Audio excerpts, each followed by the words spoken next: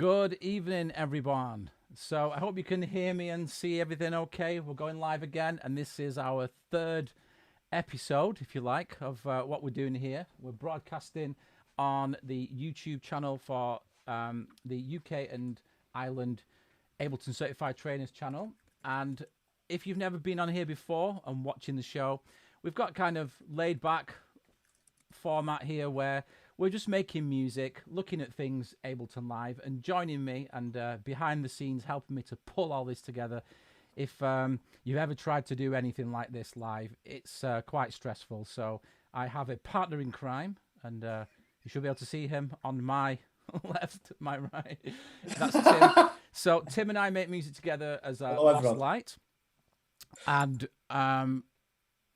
we're just kind of like making music together, looking at Ableton Live, and obviously Live 11's out, so we're kind of looking at features that are already in Live and things like that. And every week we have a special guest, and we're trying to go through all our certified trainers in the UK and Ireland, and just they've all got individual skills, and tonight's no exception. We got Mark Towers, and Mark Towers is amazing at what he does. He does lots of making devices. I won't spoil it, but because he's gonna talk for himself. He does some great stuff. So, Tim, how are you this week?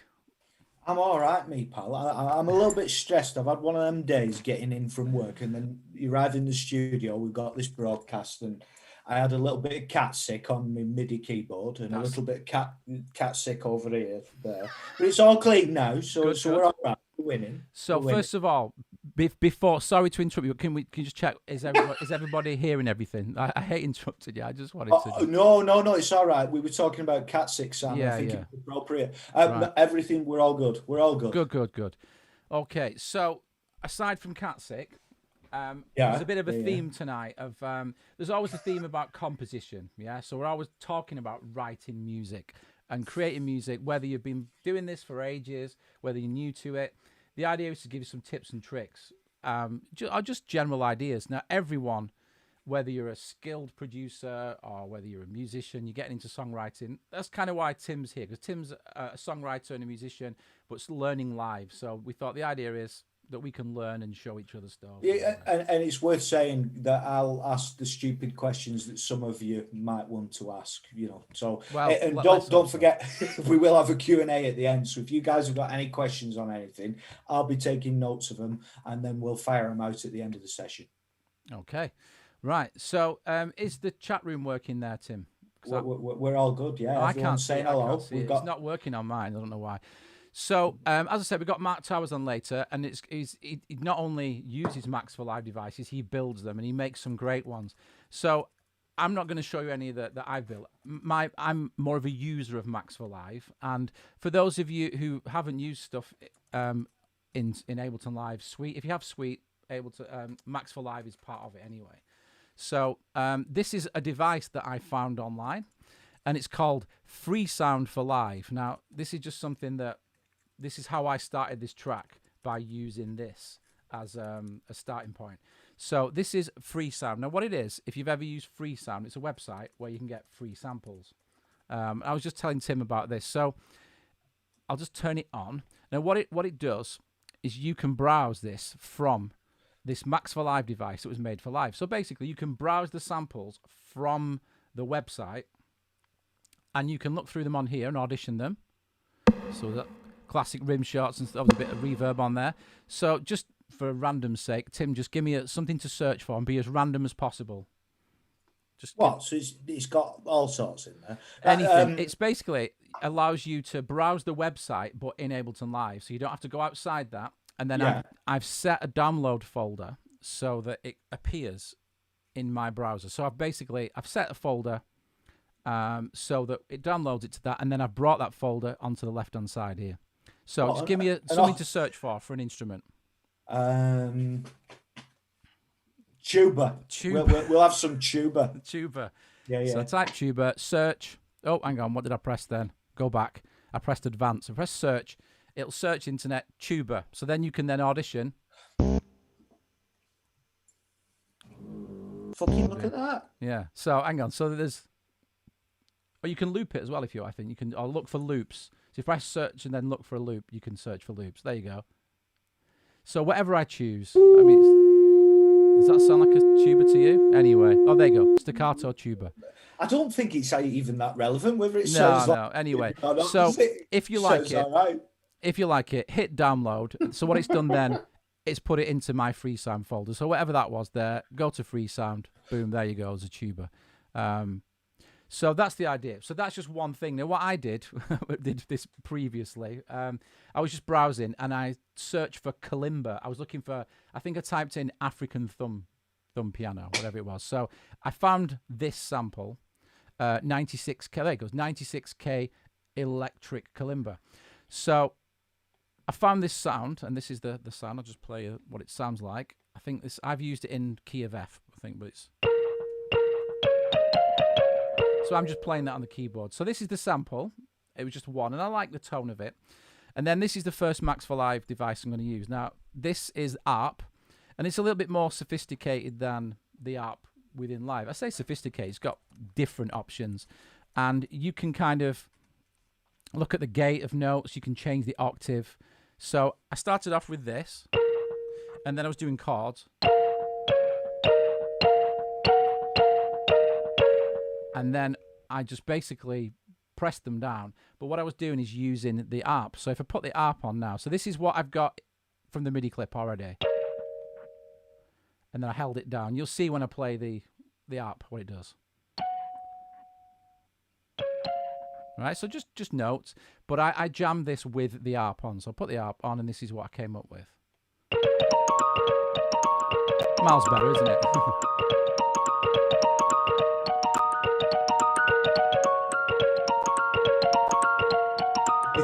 Sorry. Yeah. So you can put, you can add, you can tell, you can put the little gaps and, but you can also put shuffle on it. I think I put the shuffle up somewhere. Yeah, the swing. Put swing to 39%. So it had a bit of a swing. And then what I did then, I just messed around with the patterns, and then I just turned it into audio. So that's kind of what I did then. So I got from here, so from the Kalimba sample to then putting it into the arpeggio, and then I went to this. So this is what I sort of came up with, different patterns. So I'll turn up a little bit. So that's the first one. I think I just played around with the timing a little bit. And then there's one here, I think I reversed it. That's my favorite.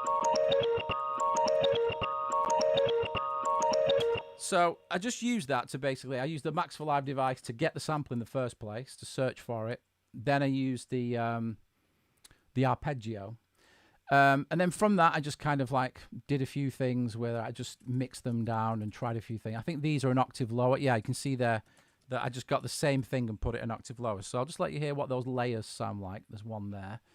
I'm just going to have to move the zoom out of the way. There you go. So if I just play this. So this is that one with an octave lower. It's better with an octave lower, isn't it?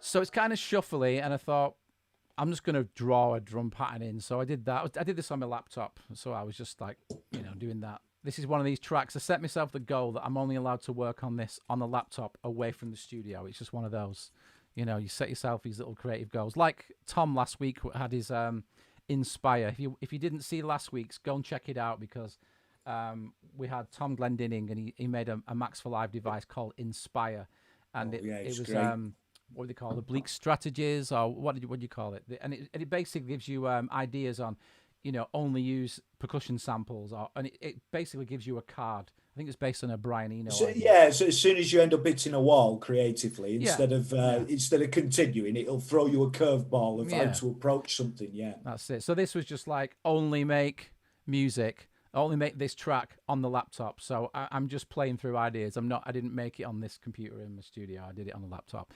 So yeah, that's the idea. So I sort of came up with this drum loop. So it's got this kind of idea. And it was a bit swingy and a bit wonky. So I think I managed to tidy up this, and then I got something like this. So this is something now that I wanted a bass line. Now I worked out, I did a bass line here, which I'll show in a sec. It's got like a chord progression, but I wanted to get something that was I didn't have to program in as much. So what I did, if you've noticed in Live 11, if I just zoom back out, you've now got the grooves that sort of exposed here in the left-hand side. Can you all see the grooves there? So grooves, you've got the groove pool. Now the groove pool, it's always been there. It's always there. You know, it's kind of, if you go down here, you can open the groove pool. Just bottom left there. But now it's just exposed so you can get quick access to it. So the idea here, if you can see on this, where it says electric bass, on this channel, I've got the electric bass. So if I just show you the sound, I've kind of filtered it off a bit. And this is Ableton's electric bass. Now, I use this quite a lot, and I'm often answering questions on forums, and people say, what's a good slap bass plugin for Ableton? It's just like, just go in the actual instruments that come with Suite, and there's this electric bass, and it's got different layers, so based on the velocity. So if you hit it hard, it does a slap sound. If you hit it just sort of medium velocity, you get an open sort of string sound. It's pretty good. But anyway, so I put that on the channel, and then what I wanted to do is I'm going to use the groove pool, and you can see the one I've used here was Perk a Go-Go Accent 16ths. So if I go over here, I'll show you how I got to it. Perk a Go-Go. So I could type it in the top. There you go. It's already highlighted. So if I click on this and make sure that my audition, that my sample preview is up high, click on it and you'll get this. So that's kind of the rhythm, yeah? So what I did, I just dragged that onto an empty track. And if you drag that here, you don't get, there's no instrument. But what you can see is, you can see the accents of the note and also the velocity. So this is a groove taken from someone playing this, you know, and it just puts it on the note C.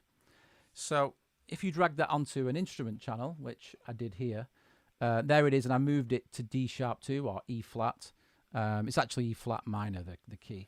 So if I now shift to this, so here is what it was before, just this this note. Let me just open that. So this is what it was, and then I just moved it to this note here. So I'm just gonna solo just the bass now. So it's just this. Oh. So that's just one note, but the groove is there and the volume is there. So what I did then, I took it to the next sort of stage. And what I did, I just started moving notes up an octave, and then I started getting a bit creative here. So the notes are all in place, and I just muted certain notes to get it. So if I unmute it, you know, this kind of thing. And, you know, you can just choose what note. So I set the scale, again, to E flat minor. And I just started to move the notes up and down. So I went from this, and then moved it around. There you go.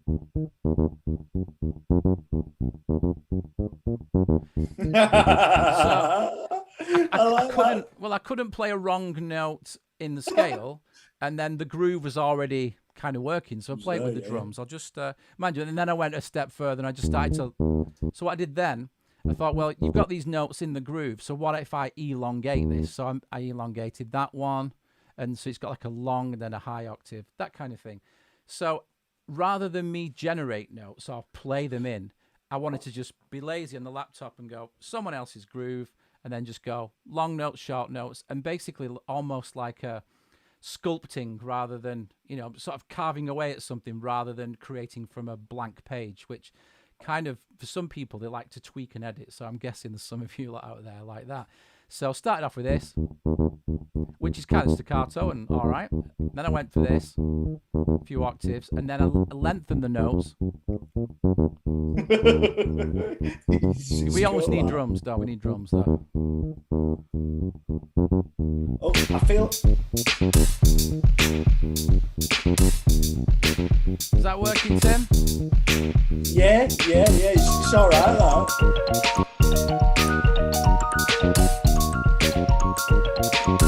It's not the one I went with, though. So no, can you drop that bass an octave for me? An octave?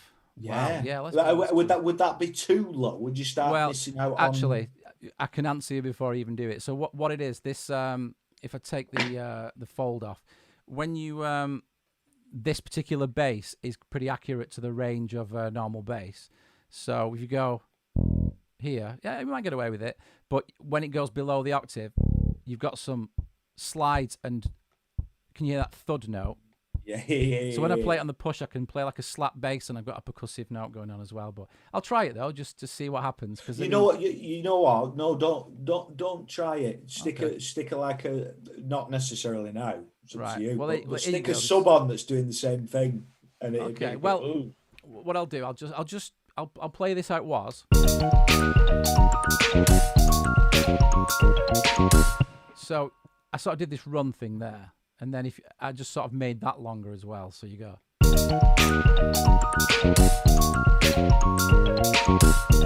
So that kind of thing. I just sort of developed it. So, and then I went down to.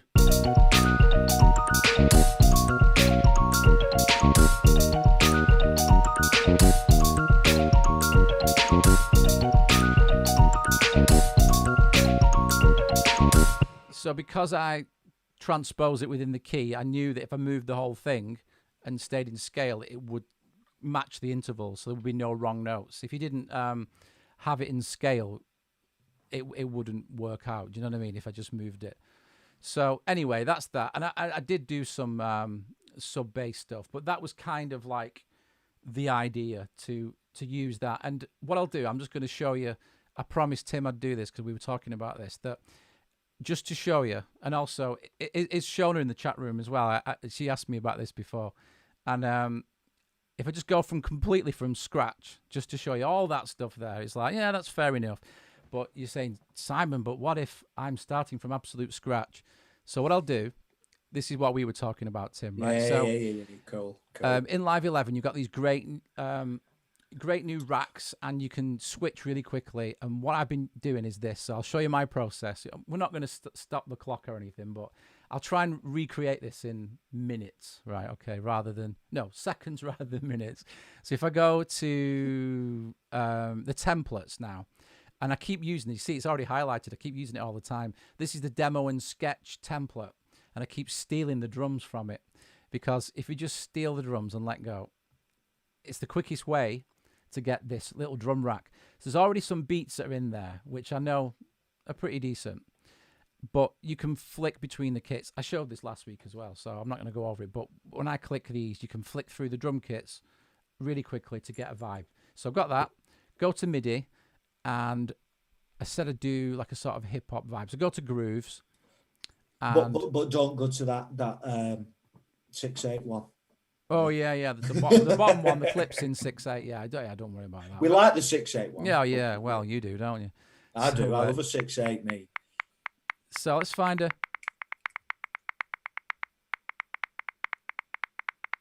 Yeah, let's go with that. So it's kind of. So now, if I drag that on here, it's just going to be the groove. You can just see that's what it is, right? But what I'll also do is go back to that templates thing, and I'm going to steal the keys. Right, I'm just going to drag them over. And this is just blank. And then you've got organ, suitcase, piano. So I'll just bring that over here just so you can see it. And then I'm going to drag that across. So what I'm going to do now, this will be on a C note. So if I just press play, you'll just get. So I kind of like that already. But what I'll do is. It's Sam Sparrow, Black and Gold. That. Oh, that's one of my favourite tunes. That's one of my favourite tunes.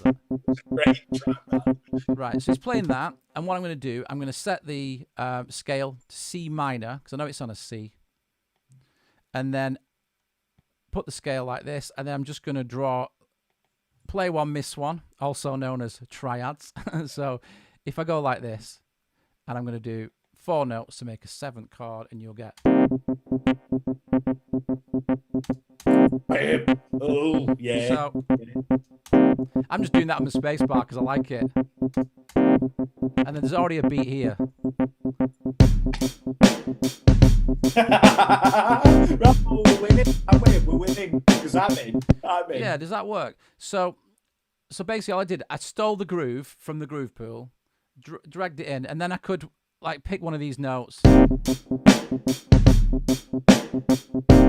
what I'll do, I'll just duplicate that down, So anybody who sees me doing this, I always say color code it so you know it's different. So I've got this, and then what I can do is highlight the whole thing, and because it's in key and I've got it on scale, if I go like, in fact, if I put the monitor on, you'll hear it. So that's the original key. Yeah, that sounds good to me. So I'll go from the first one. It's easy, this, Tim, isn't it? It's easy. Yeah. And I'll just drop it in. 1, 2, 3, 4. Now I know what you're saying. We want to go down one more, so I'll just do another one. Color it orange, because our special guest will be arriving soon. I've timed it relatively well, but so what we're gonna go? Ba. F, No, don't fucking listen to me, because I'm doing the same progression as I always do in my head. It was ba. Yeah, yes, there you go. Ba. Right, here you go. 1, 2, 3, 4.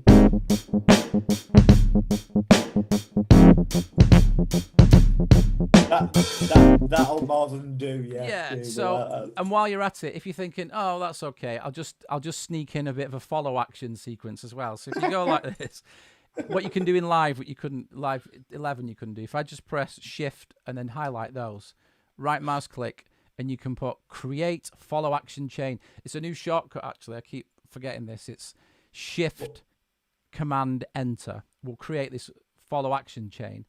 So follow actions, if you've never really used them before, it's I don't know what that is, Simon. So I can basically make it move and follow on. You can use it for all different things. I've done a track where I just recorded the same chords many times using different sounds, and then I use follow actions. What follow action does is literally allows you to make it play another clip, a different clip, and it will follow. It's like a little playlist for your clips, basically.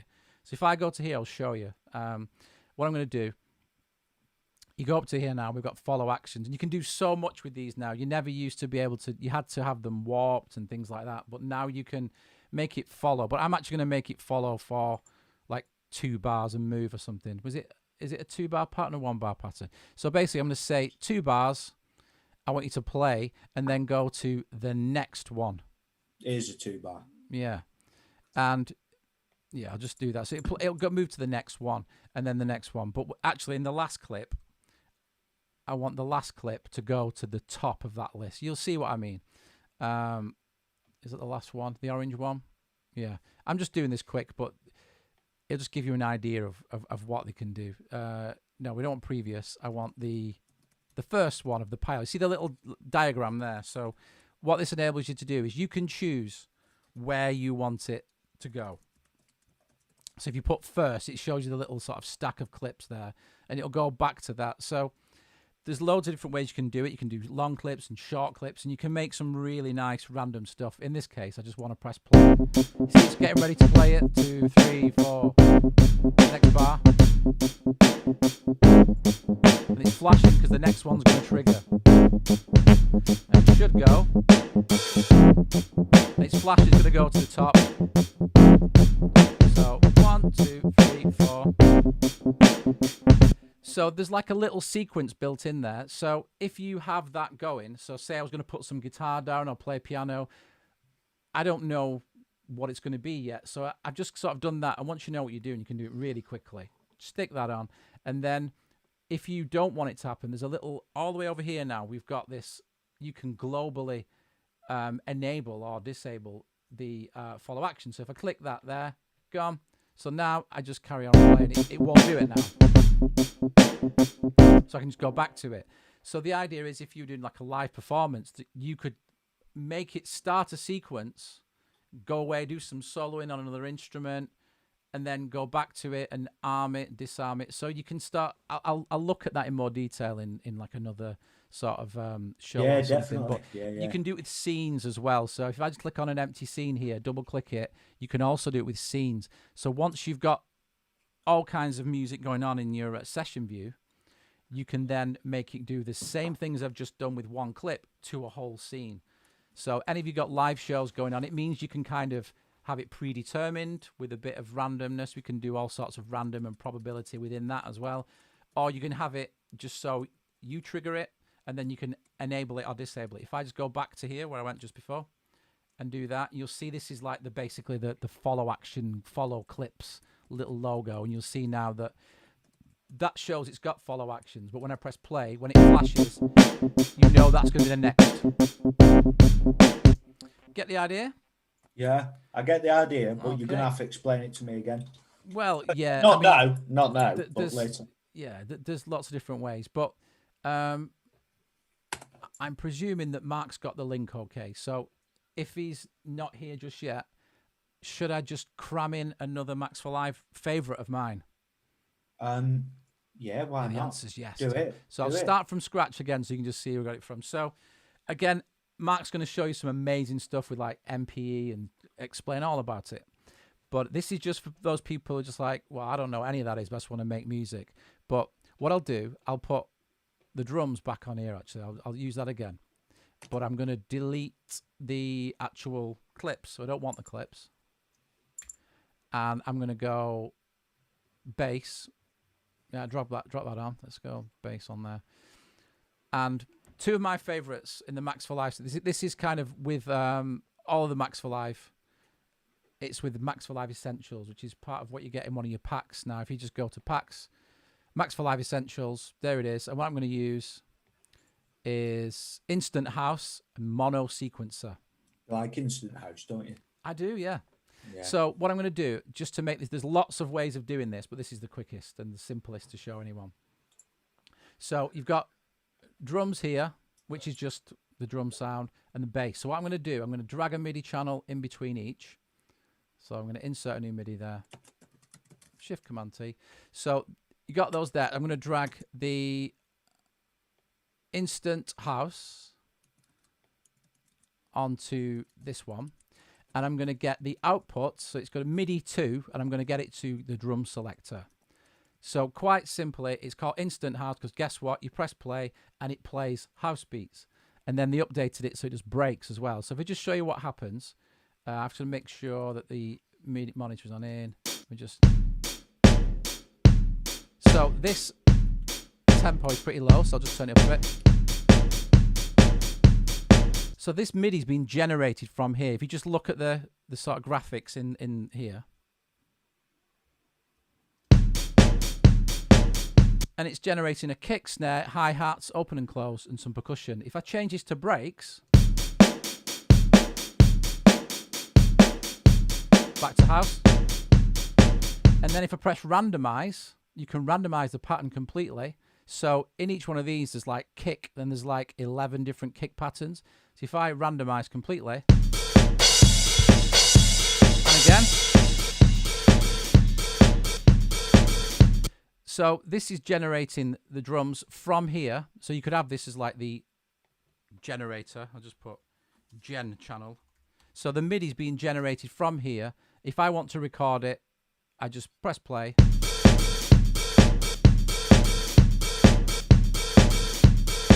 And then I'm just going to randomize it again. There you go, I love that. So now if I stop this Instant House from going into there, just go back here. So now I've got this pattern. And then try it with a different drum kit. There you go, totally different vibe. So there's your drums. And on the bass, I'm going to use the Mono Sequencer. So it's going to be punctual, 1959. So on this one straight away, it'll just generate. I'll put MIDI output to, now this time I want it to go to bass. So what's going to happen here, it just generates, you can see the letter C there because it's going to generate a stream of notes. I'll just stop the drums for now. It's just a mono sequencer, so one note at once. And now if I press this, it'll just generate the notes. So I want to go from here to bass. We've got a request to swing it, please. Swing it, please. Oh, like, who was that? Give it some swing. That was Richard. Richard, I apologise for my pronunciation. Oh, Mark's here. Nobra. Oh, yeah. Nobra. I know, Richard. Did I pronounce his surname right? Yeah, he's from the Manchester one. I'm not going to try and pronounce it, Tim. I'm glad you went for it. But yeah, so if I just play the MIDI from here now, you should get. Right? And then you've got the octave. You can randomize all this. Fast, bit the octave go. You can put the gaps in. You get the idea. Yeah. Hit random if you want, and you can also set the scale to that as well. If you go to pitch up here, you can click down, drop down. The 808, Simon. Appreciation for the 808. Yeah, okay, yeah. You know, last week it was 303 as well. It was the 3rd of March, and we didn't recognize the 303, and it was like, well. Anyway, so you can choose your scale. We'll just go Aeolian natural minor. Give it a play. And on the bass now, we can just click a different bass.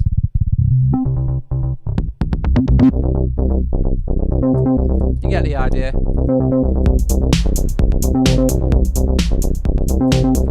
Is that working for you, Tim?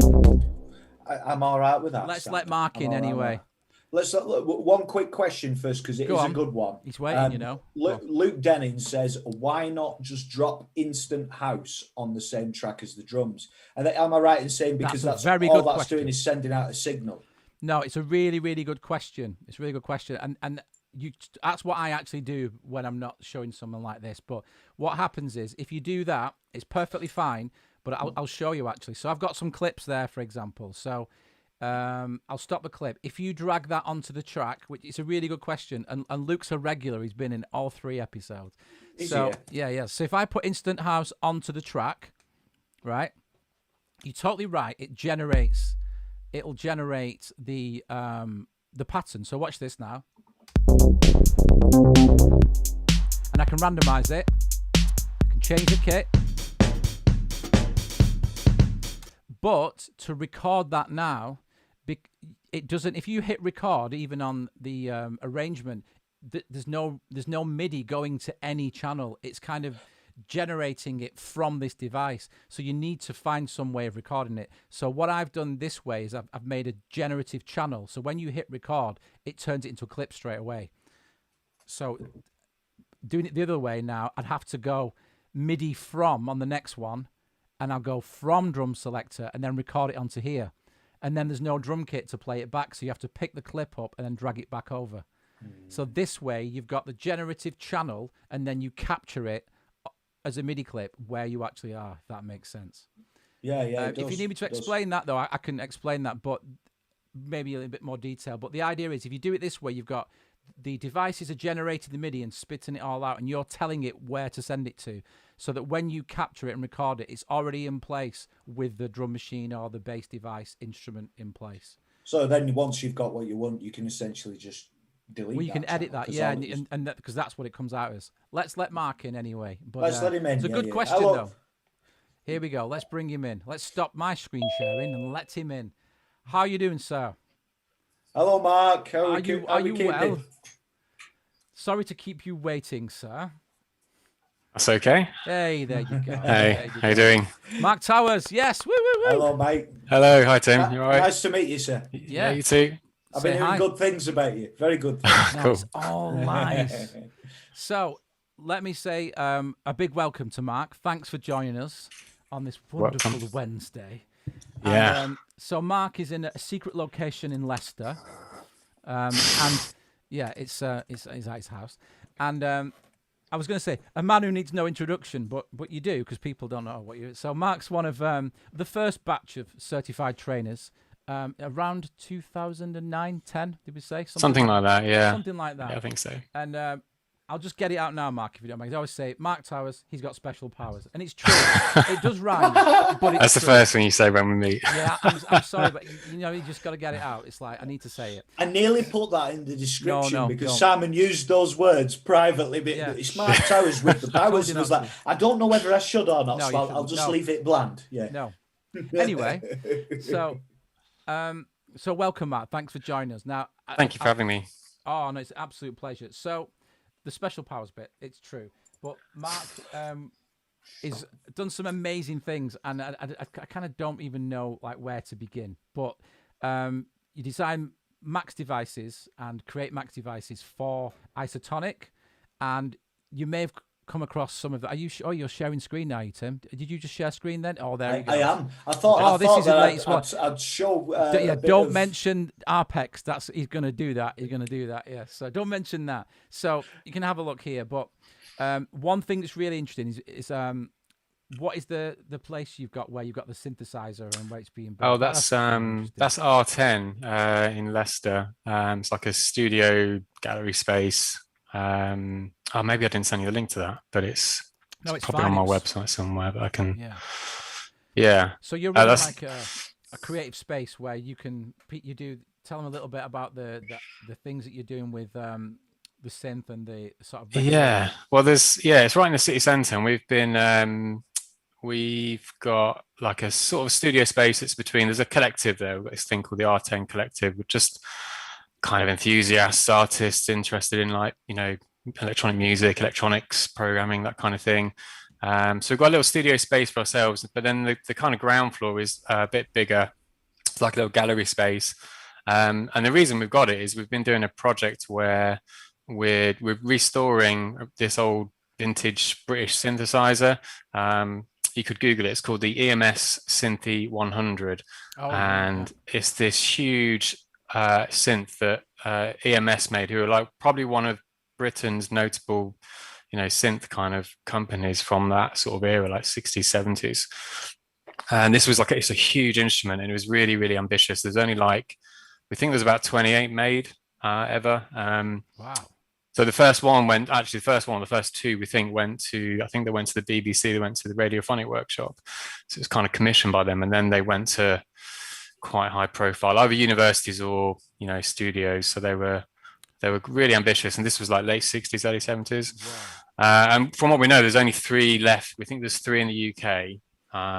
2 of them are owned by quite high notable artists.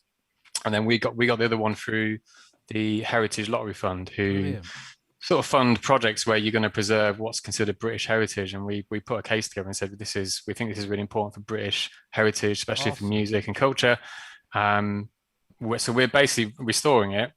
And then when it's done, we're going to use the space to make it public, so people can come in. So like school kids, students, anyone in the public is interested. So we can have like workshops and Simon, of course. But yeah, that's exactly what we want. We just want to open it up. It was such an amazing piece of technology at a time when I don't think it's kind of got the credit it deserves. And what we want to do is really celebrate it and say, there's loads of great people around the world doing really big synth stuff, and we know all these big names from different countries, but actually we were doing something quite important in Britain, and we should know about it. Man, that is awesome. Celebrate it. Yeah. Well, we're going to go and see it as soon as this definitely thing is over. Let's hope so. So, quick question for you, Mark. Sorry to interject, Simon. Did you make maize? Did you say, sir? We've got a question in the feed. Maize. We've got a question. Did you make maize? I've not made anything called maize. Nothing called maize. I think they might mean your arcade series. Smith. It was Simon Medway Smith. He said, "Did you make maize?" It doesn't ring any bells. No.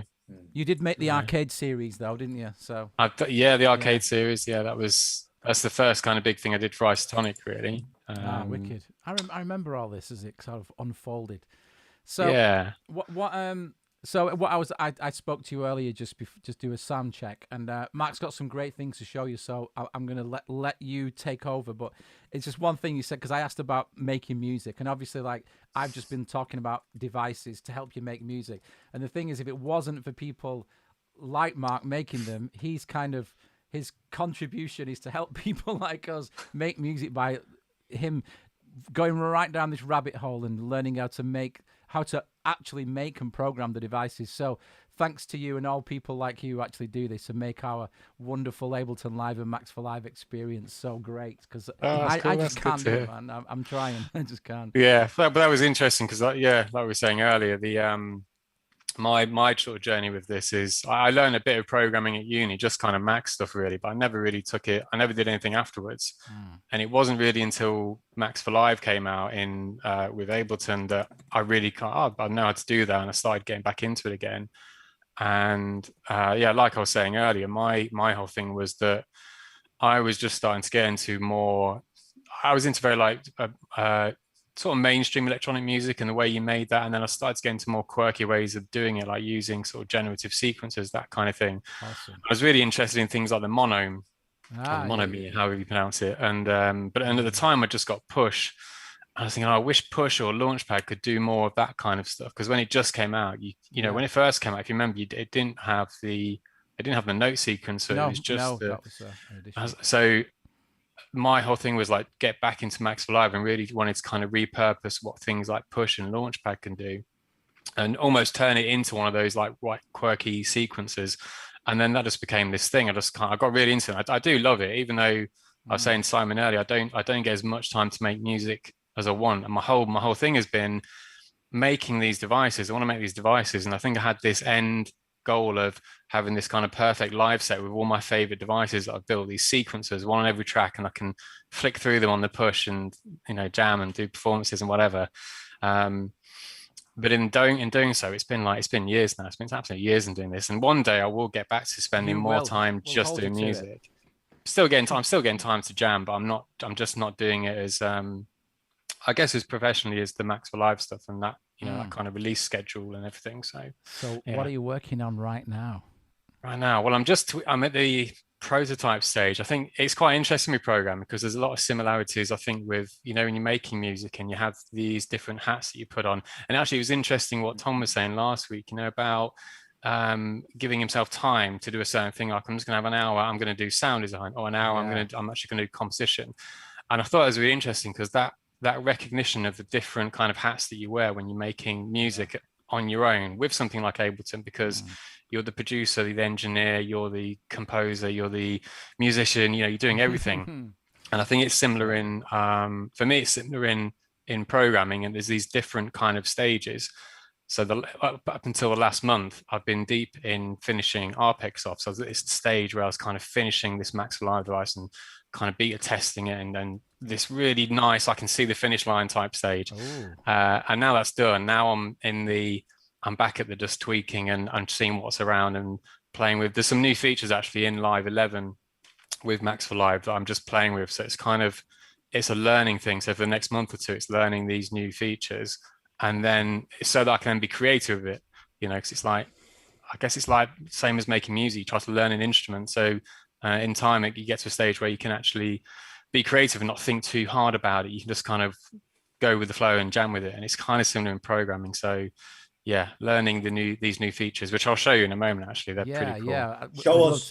Share your screen and okay. Do it, sir. I know what I've had a little sneak, so I know what's going on. So yeah, do share. Okay, can you see Ableton? Okay. Yeah. I'm just going to try and hide us. How's that for volume? Is that okay? All good. Yeah, we could get away with a little bit more. There you go. Okay. Okay, it'll go louder in a bit. So first of all, then I could do the. Well, do you know, look at these new features, these new Max for Live things? They're pretty cool. So this is, I think I sent you a link, Tim. It's one of the how it depends on whether you're interested in making Max for Live stuff, but the guys that make it, Cycling 74 did an article, I think it was last week, and they were just kind of highlighting the new features. And this was a bit, I guess, aimed at people who make Max for Live devices, but the article is open to anyone. And I think even if you don't make devices, what was really interesting in the article, they're picking out new features, new Max for Live features that are available through Live 11. For me, it was like an indication as to what's to come. Because we've got these new features, I think we're going to see more devices. And my favorite, well, there's two that are my favorite features. The first one is MPE, that we can do MPE based stuff in Max for Live, which I'll go through in a moment. I'll fire the link, Mark. Sorry? I'll fire the link for you. Yes, brilliant. But the other one, I'll just quickly show you, is to do with MIDI routing, which probably doesn't sound that exciting, but if you just take a look at, if I just create a few MIDI tracks and just open up my input output, you can see things we can usually do in Live is I can go to a MIDI track and I can choose different kind of input and output options. So I can choose where MIDI's coming into the track, and then, you know, where MIDI's going out. And we can always do that, but there are some limitations. And what we've got now through Max for Live is this. I'll open the device up. I'm not going to go too much into the programming side, but essentially, ignore this stuff. This kind of is what I've just been developing. This has kind of been made by, well, the original was made by it came through the article through Cycling 74, and I've just kind of been remaking it. But essentially, what it lets you do is we can now route MIDI in and out of an audio effect in Ableton Live 11. Which I think is quite impressive. You can do some. So if you imagine that, imagine you're on an audio track. So I've got an audio track here. Yeah. Let me just close this. I'll show you this one working. I've got an audio track here. Turn this device off. I just grab this choir, this female vocal from the library. Okay, so it's just an audio track, and I've made a Max for Live audio device, and all it's going to do is it's going to let me, if you can see down here, it's going to let me pick any of the available MIDI options. So that could be a keyboard that's plugged in, or it could be an existing MIDI track. So I'm going to go for channel 9, which is just a MIDI channel. There's no instrument on this channel, by the way. It's just a MIDI track with some MIDI clips. So if you look at this MIDI clip, I've just got a couple of notes in there. And all this device does, it's just testing out. I just wanted to see that the functionality worked actually. So I've gone back to the early 90s and I've made a MIDI controlled audio gate, which people used to use loads on, well, on a vocal, something like this. So the MIDI from this track here, when this plays, these MIDI notes are going to feed in to this audio effect. And I've done something really simple. I've got the MIDI notes to control the volume of the audio. So it's in a really simple way. When the note is on, the audio is the gate's going to open, you'll hear the audio. And when the note turns off there, the gate's going to close and you won't hear the audio. So it's just gating it, but with using the MIDI note. Yeah. Now, obviously, you can do this already in a way with just the gate effect. There's a few effects in Ableton Live that do have side chaining, but that does require an audio input. So you could kind of do it, but you'd have to have the MIDI triggering some audio first to then feed the sidechain. So this way is it's really precise because it's just using MIDI, and I can even use the velocity to control the volume of the gated audio. So if I make this one a bit quieter.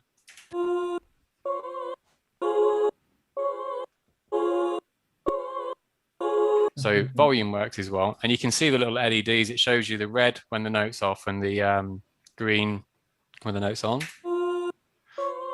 And I'm also using, these are 2 new objects as well, which are just visual objects called scope. It gives you a nice kind of visual readout of the waveform. So they're new to Live 11 as well. So then by triggering different MIDI patterns, we can kind of gate it up.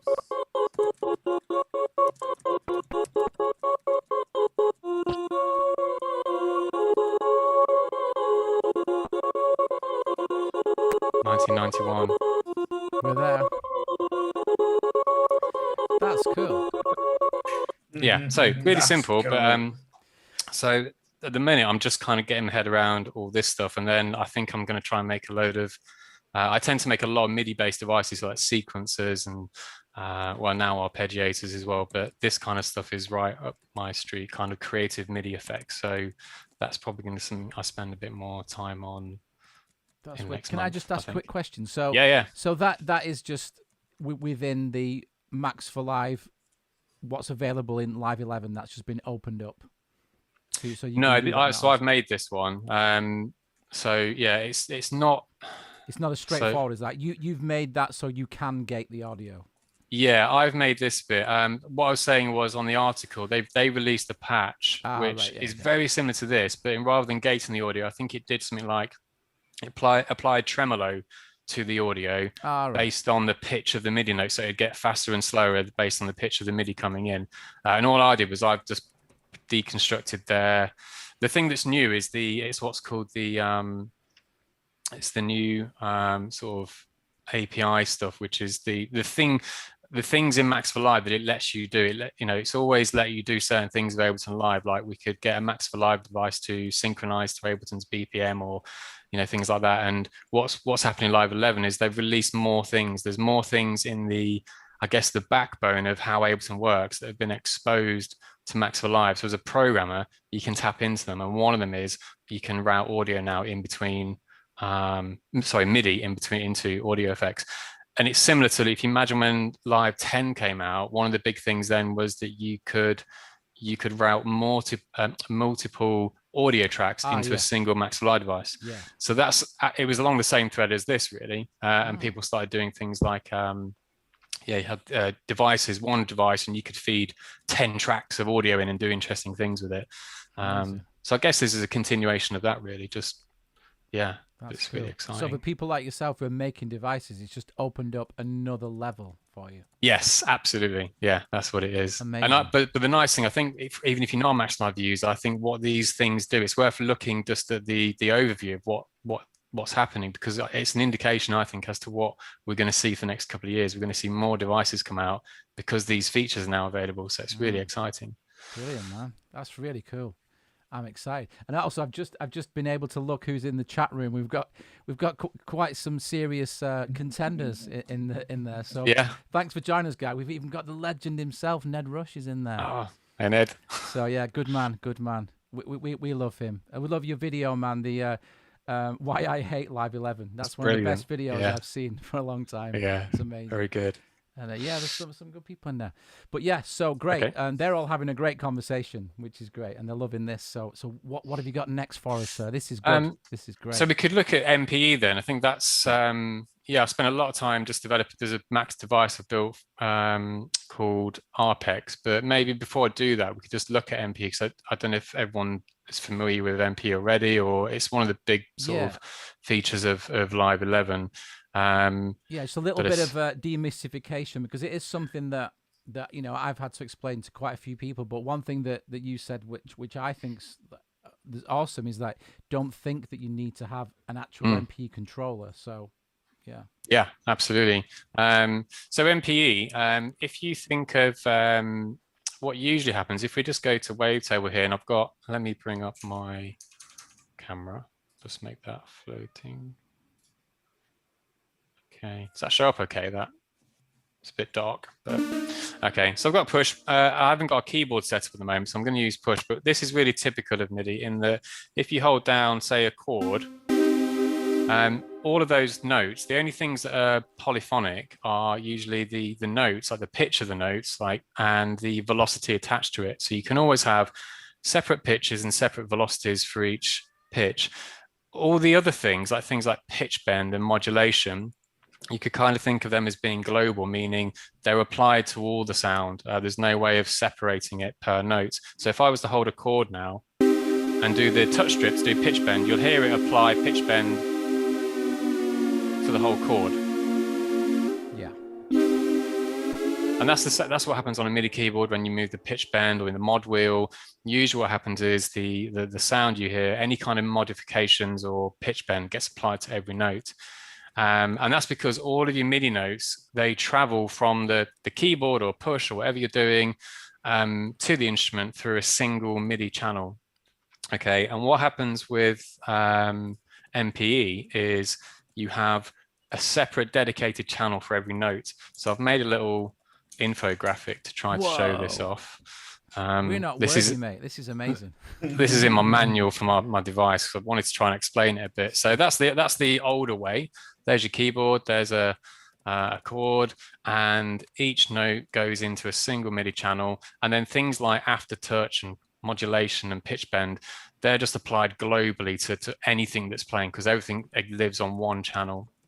And then on MPE, which stands for MIDI Polyphonic Expression, the main difference is each note has its own separate channel. So things like aftertouch, pitch bend, those kind of modulation data, they can be applied to each note and different voices within the instrument. So an example would be, again, Wavetable. So Live 11 has MPE enabled instruments. It's got sampler and Wavetable that are MPE enabled. And if let me just grab a little controller. So I'll just use this one first. So this is the, let me bring this up. This is the Rolly Seaboard block. This is a really popular one. Yeah. And what this one does then, this is, let's try.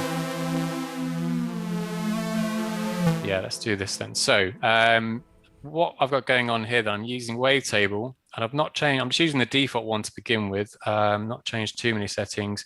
What you'll get now on Wavetable is you can kind of control what the MP is doing. And on a keyboard like the Rolly Seaboard block, you've got these different dimensions of control. So the obvious ones are you can still play a key, but you can also apply more pressure to the key. So the more pressure you apply, that shows up here, that's pressure. And that's a routable modulation source. And then if I slide up and down the key, that's called slide, and that's that's a separate control. So imagine they're like different pots on your keyboard, different potentiometers that you could modify the sound with. And then we can go from left to right as well, which does a pitch bend. What I really like about this one is the coating on it. It's like a, how to describe this really? It's a bit like a really smooth kind of wetsuit. I've only done surfing once, but I remember it's something like that. And what you can slide all over this, so you can hold a note down, and then you can just pitch bend it all the way up to a different note. And back again. Awesome. And then if I do something, and what you're hearing there is the slide. I've got the slide at the moment is controlling my wavetable position. So that's this thing, and that basically, in its default setting, it lets me morph between different waveforms. So I'm going from a sine wave to a triangle to a sawtooth to a square. But I can use the slide on the keyboard to control this instead of doing it with the mouse. So if I hold a key now, by dragging up, the sound gets kind of brighter. And the cool thing with MP is this happens on a per note basis. So if I hold 2 notes now, and I drag the top one up, only that one's wavetable position gets brighter. The other note is staying kind of low as a sine wave, and then I can alternate.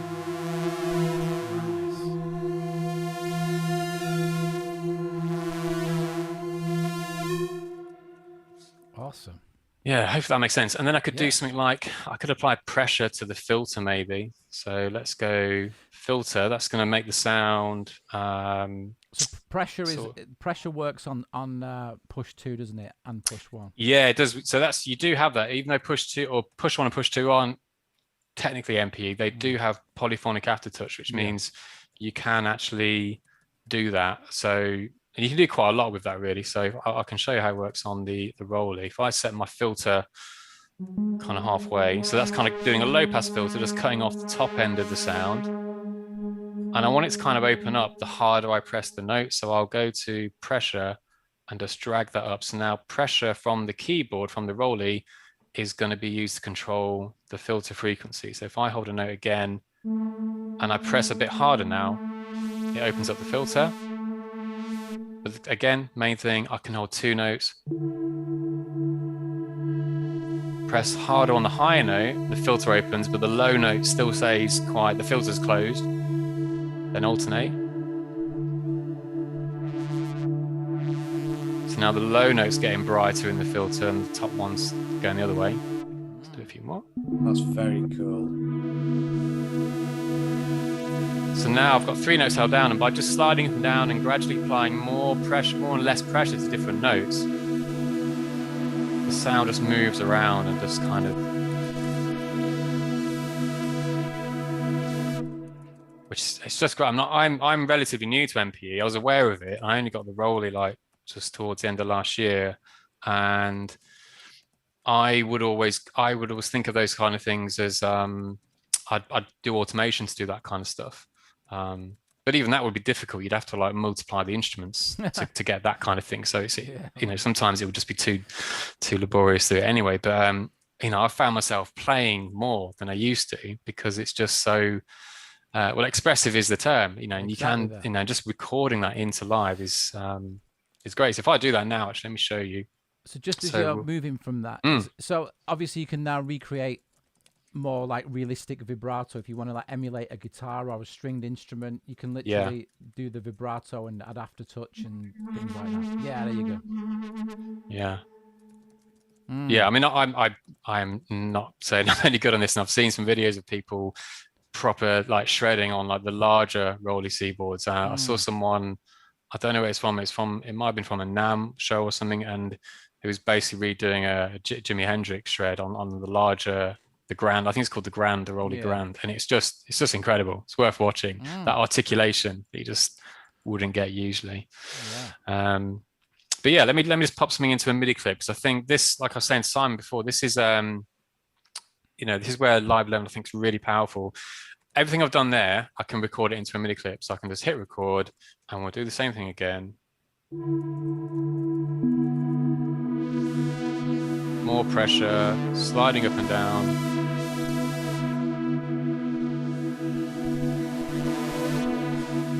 Okay, and then we take a look inside. I'll just get this out of the way for now. Got a question for you when go for it. Moment, Mark. Luke Denning says, does the MPE data get recorded as automation? Well, I'll show you. So what you've got now, in a way, yes, it looks very similar, but it's kind of it's got its own tab. So use what you've got now in Live 11. You've got your regular tab for your notes, where you see your notes, and then at the bottom you got your velocity. Then you've got another tab at the top, which is the expression tab. So this is your expression data here, and you'll see it does look similar to automation. It has those kind of breakpoints, and you can kind of edit them in exactly the same way, so you can work with it. It's really intuitive. And what you have, how you work with this then is, let me make it a bit bigger. You kind of work on one note at a time. So if I go to the top note, your pitch bend appears on top of the note.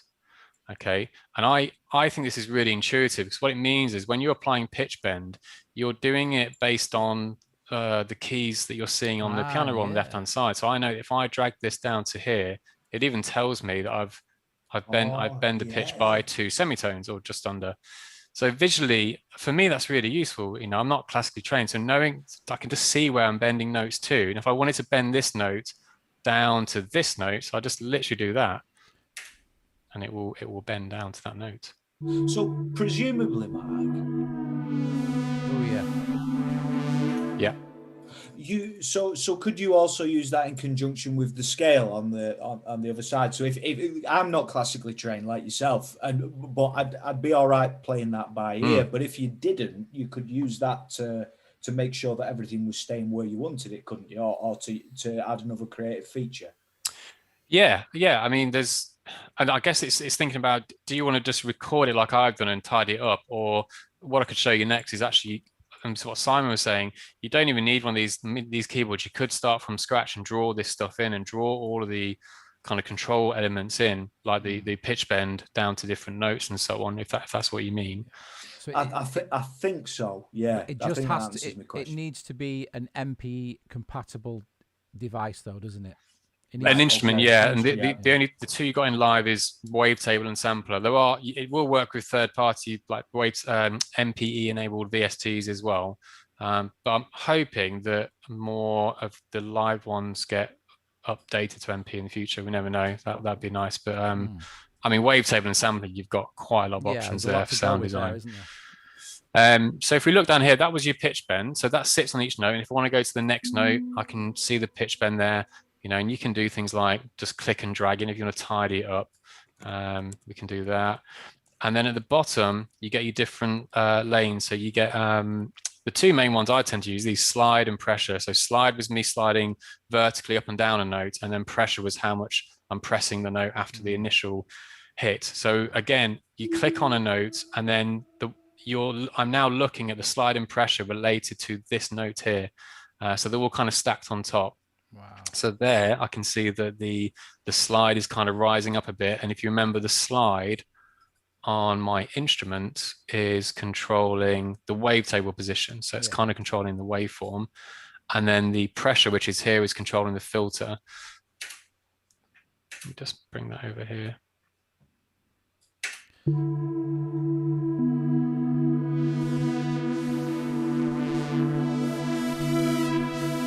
So I could pick on any note and just kind of edit its MPE sort of control data, and kind of, redraw it if you need to, just like you would with automation. Works really well. And you can do with the same kind of things like use Ableton. You can put like nice curves in and all that. So from a sound design perspective, obviously you can create more alien-like sounds, because theoretically you can manipulate individual notes to do things that there's not many instruments that exist that can actually do. So absolutely. So here's another one. Here's another. These are nice ones to play with, actually. If you're on Live 11 or you get to upgrade at some point, if you go to sounds at the top, there's a category in here for MPE sounds. So these are just some presets that have been made that are MPE compatible. So they're either using Wavetable or Sampler, but they're really nice starting points to just get a feel for what you can do. So I've got this one loaded on this track. So this one, that's one of my you played with this one. Yeah, I like it. Really good. So sliding around gives me these different sort of LFOs, like going faster and slower. And there's some tonal changes there as well. And then what I did with these, let me have a look at this one. So I've just done some clips here.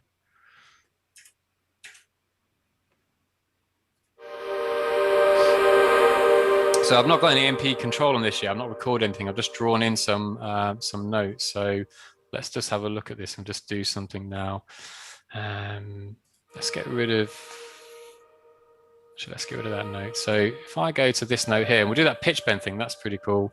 So what I can do now is I can pop a breakpoint in, and I can bend the pitch of that top note down to the other note. So there's the other note. So let's just go down there and land somewhere in the middle. And then I could do the same on this one. I go, well, you're gonna bend up. I could bend you up to that one, so the notes kind of cross over. Do like a weird double pitch bend and cross over, and end up back where they were.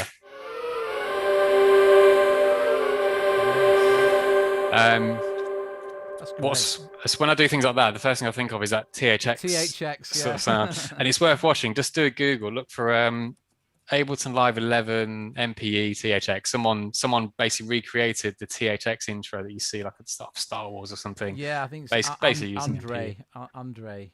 Yeah, that's the one.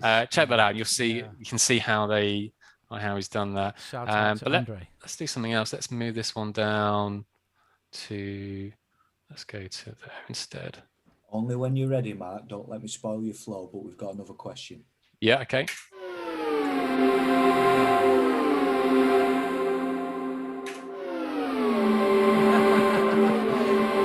So there you can see I've got two notes, and I'm bending the pitch down, but I'm doing them. That one's coming down by 7 semitones, and then this one's bending down by 10 semitones. You couldn't do that before, and it's such a cool feature. And like we were saying before, you don't need an MPE controller to actually do this. You could just do this straight from a MIDI clip. And I think this alone, this new expression tab, is such a powerful sound design tool. If you're using it with Wavetable and Sampler, I think this is so good. It just opens up the instruments, like just, the things that you would spend hours doing automation on and probably give up because it would mean creating like 6 kind of instances of an instrument to get something similar. Yeah. You can just do it now, which is, it's brilliant. That's really fire cool. away, Tim. Dave Walls says, Mark, could the MPE data be used to control anything else, like the MIDI controlling sound like you showed before? I'm not 100% sure what he's referencing, but you probably know. So if you mean, could the MPE from the keyboard control MIDI data before it gets to an instrument, maybe? Shall we read it again for you, pal? Yeah, go on then. Hey, could the MPE data be used to control anything else, like the MIDI controlling sound like you showed before? Yeah, it can. I think I know what you mean. I think so. MPE coming from a keyboard like a Rolly, What we're using here, we're using it to control the instruments, but you could use it, you can kind of hijack it before it gets to the instrument stage, before it turns into sound, and you could actually use it to kind of do interesting things with MIDI. And then, yeah, hopefully that's what you mean. That'd be really good, because that would be a nice segue into my next thing. We'll just go with that then. Go with that. Let's go. Yeah, okay, all right. Shout out to Dave Walls as well. We were at college together way back. Yeah, good man. I've only just got to see people in the chat room, and it's there's some great conversations going on in there. So thanks for turning up, guys, and everyone seems to look after each other in there, and that's really nice to see. So thanks for turning up regularly as well, and asking questions, because it kind of makes it more interesting for you, isn't it? Well, it shows what they're enjoying, what Mark's doing. Whilst we're on it as well, if Ned Rush is still there, all right, mate. Are you going to come on the show then? Are you going to come on and show us some stuff?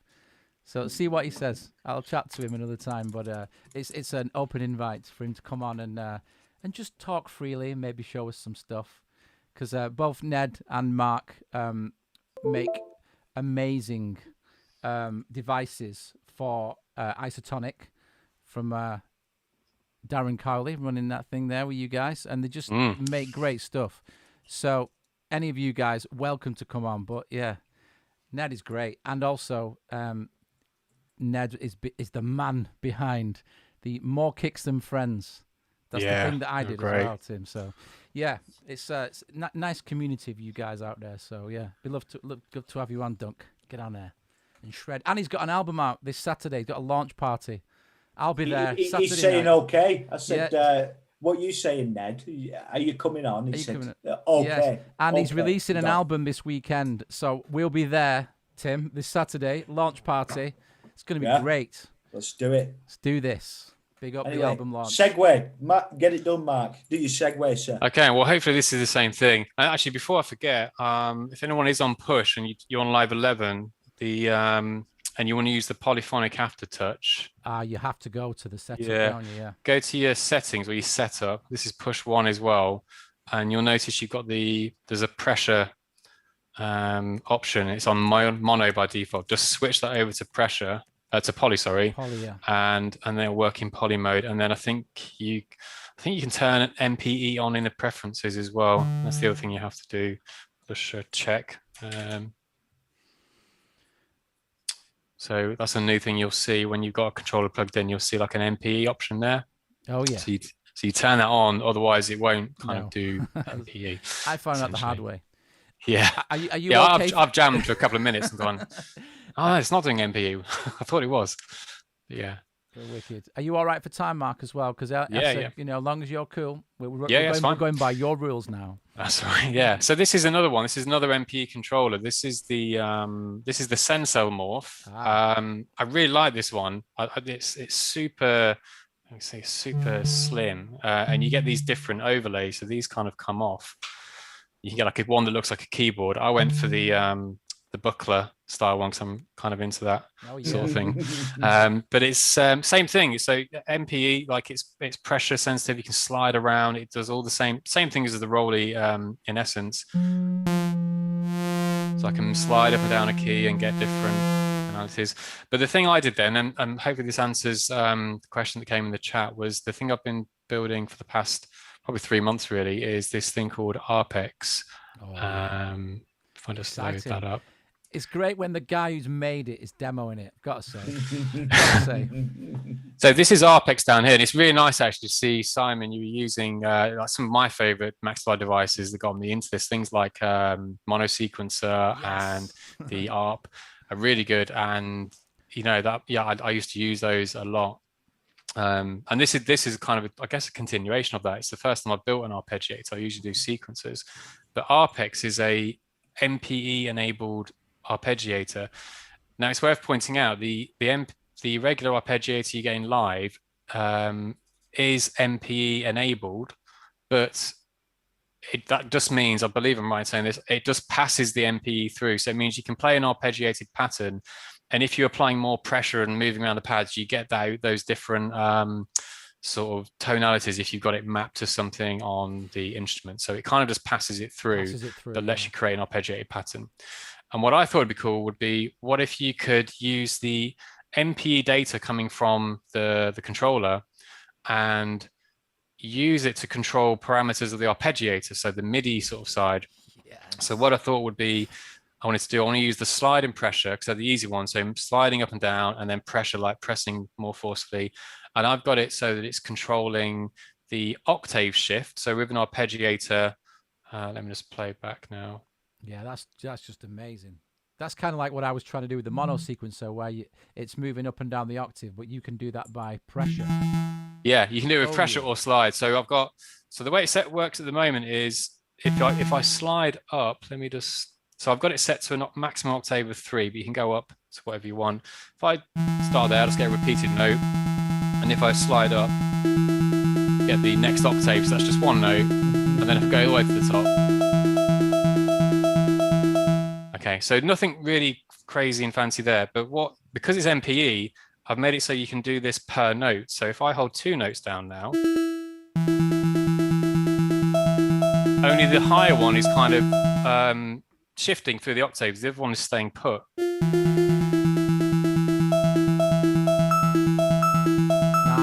And if I do 3 notes, then you start to get these weird, when they start to shift through the octaves, they go kind of, I don't know what you call it. Is that I don't know what the name is for that. It's not, there is a name for it. Yeah.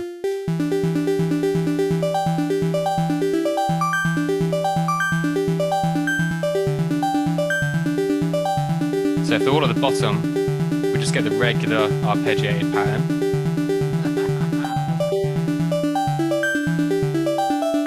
Okay, and then the pressure, what I've got the pressure doing is I've got the pressure doing the duration, so the length of the note. So let me just get this back to a lower rate.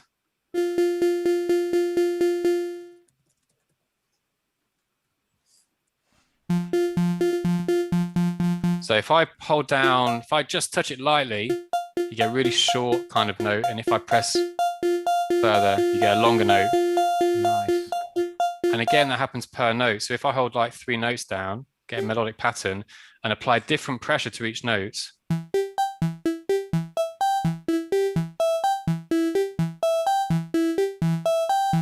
you can hear some are longer and some are shorter. And if you hold it down really far, the notes will overlap, so it kind of forces legato. So on Wavetable, you could go, well, let's make that force a slide or something when we do really press hard. Yes. Guys, we have got a bit of an issue. The feed seems to have frozen for our audience. We're getting multiple reports of it. Yeah, so I'm not quite sure. I'm not the technical guy, so I'll pass it over to you guys. Yeah, and relinquish responsibility. So what's happened? We've got a freeze. So nobody's getting anything through. It's just literally the screen is frozen. Not quite sure. Okay, stream is healthy. No data. Our apologies, everyone. Okay, yeah. If you can just put something in the chat, let me just try and.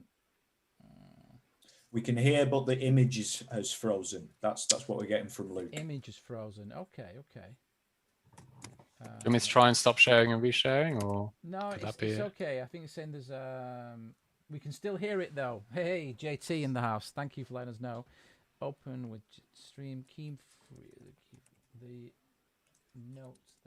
Hang on, I'll try and get it going. Just yeah. Let's have a look. Stream's currently is low. I reckon. Yeah, these are the things. It's hard. Let's just. I'll try and go. I'll change some of the settings on the stream and see what's working. We'll get this going. General outputs. Yeah.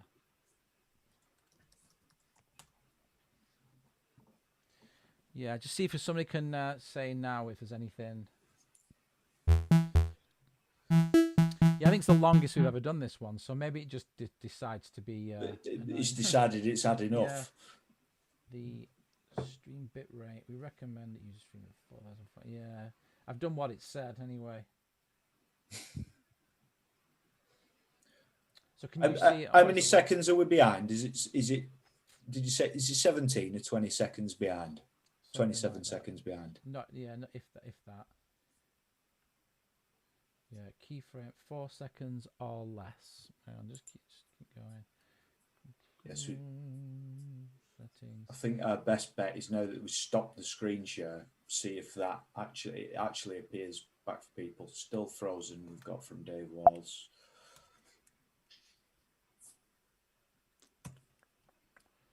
Well, at least they let us know anyway. Yeah, they're good at that. They're good audience for that. Yeah, still frozen here. Whoa, yeah. Please bank where you're up to, Mark. Don't I know it's going to be difficult, but yeah, no, that's fine. It's all right. Streams current bit rate is lower than the recommend. Recommend use a stream rate for right. So I've set it to what it should be, but I don't want to stop it, because if I stop it, then it's we're goosed, aren't we? Well, yeah. Yeah. We might have to. Might we have to wrap up here? What time are we on? Maybe got 9 minutes until time, but it seems a shame with what we're going through. Everyone's enjoying it. Well, that's cool, isn't it? We're doing this. So I'll just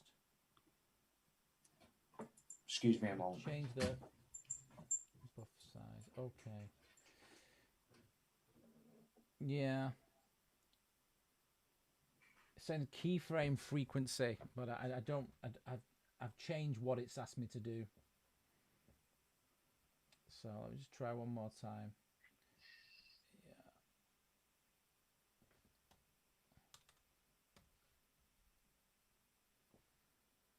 I've done what it said. I don't know why.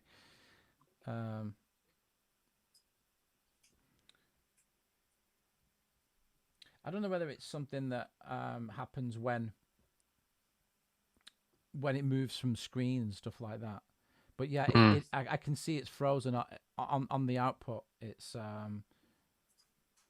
frozen on like where you were on there. So I don't know. I think yeah. So just say if you can reply to Luke saying you want to use a new scene. It's not even that. You know, like if I just switch to like that. He's probably right though, actually. Yeah, it won't even like that's me there, see. So I don't know whether it's going to start the frequency or anything, but I've changed a different camera. So that's me. If it comes back on, I don't think it is. But yeah. Oh, that's a shame. I don't really know what's happened. Yeah, I mean we might have to. Oh no, it's come back on. I can see it. Can somebody just say like we're back live. We're back. Yes. Right. Okay. So tell Luke that he's right. I changed the scene, and it just some reason it still says this key frequency is wrong, but I don't know. So we can get back, can't we? Go for it, Mark. Where were we yeah. up to? Yeah, go for it. Okay. So you share your screen again, and yeah, thanks for hanging with us, guys. These things happen. You know what I mean? I'm really trying to not let it stress me at all. So let it stress you. Everyone's being very patient, Sam. Yeah. Okay. But do let us know, guys. Do let us know. Right. Yeah. Thanks. Okay. Luke. Thanks, Luke. You know what, Luke? That totally worked. I think. It just if there's nothing moving or it's still or yeah. And Ned's saying get Mark to leave the Zoom room, then rejoin. I don't know if it'll work. Okay. Well, let's just see. Okay. Should we carry on? Ableton and Zoom. Yeah. Right. Yeah. You see, actually, your it's I think it's still stuck on that scene. So let me just try. Yeah, it's like that scene is stuck. Is that my end that's happening, or not sure? Do you want me to leave and come back in? Would that help? We'd like you to leave. Just ask me to go. We'd like you to leave, Mark. You've overstayed and spoiled your welcome. Yeah, I think it just froze. So now it's just. Oh, hang on. We'll see. I'll just let's just see. Right, it's back on. It's back on. Right, okay, there you go. You're back on. Okay. So let's just see. There you go. Boom, come on. Oh, is it back on now? Oh, no, it's not. It was on for a second, and then... No, it kind of... I think what we're going to have to do, seeing as we're approaching time, Mark, is we're going to have you back to show us some more, because everyone was loving that. Okay. It's been really enjoyable, and we need to see more of it. So, but I think we best call it. Yeah, or what we could do is record the last bit. No, it's come on again now, so... It's on. It's just teasing us. There it's teasing. teasing. Oh, and it goes off. I don't know what's happening. It won't stay on. Okay. Well, rather than dragging everyone along, let's call it, and we're getting you back, sir, because I've really enjoyed that. Yeah. All right. Thank you. So you stay on, Mark, and we'll just do this. But yeah, we'll finish with an outro, and I'll just play it. It's not been nice. That one. Come on.